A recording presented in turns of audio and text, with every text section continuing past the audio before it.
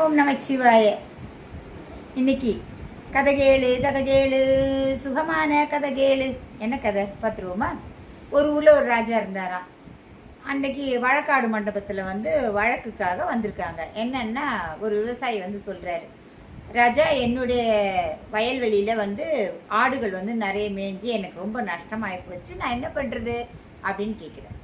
அப்போ ராஜா சொல்கிறாரு, அந்த ஆடுகளுக்கு சொந்தக்கார யாரையும் அவர் கூட்டிகிட்டு வராங்க.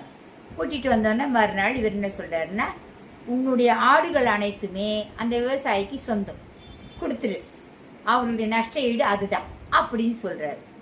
அதை கேட்டுக்கிட்டே இருந்தார். அவர் பக்கத்தில் உட்காந்து அவருடைய மகன், ராஜாவின் மகன் இளவரசன், அவர் என்ன பண்ணாருன்னா, இப்படி அப்பா ஒரு தீர்ப்பு சொல்லிட்டார் இல்லையா, இது நம்ம கொஞ்சம் மாற்றி கூட சொல்லலாம்ப்பா அப்படின்னு சொல்கிறார்.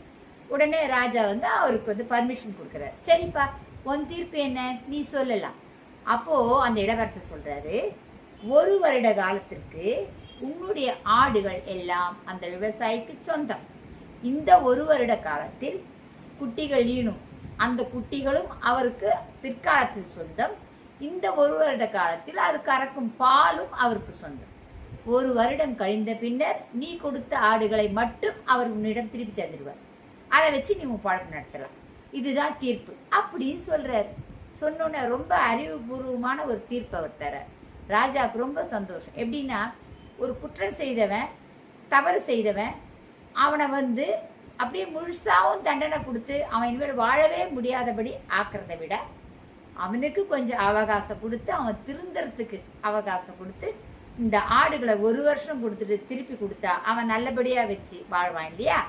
அதுக்காகத்தான் இளவரசர் அப்படி சொன்னாருன்னு ராஜாவுக்கு தெரிஞ்சு போச்சு. இதுதான் இந்த கதையோட அம்சம். ரொம்ப நல்லா இருக்குல்ல?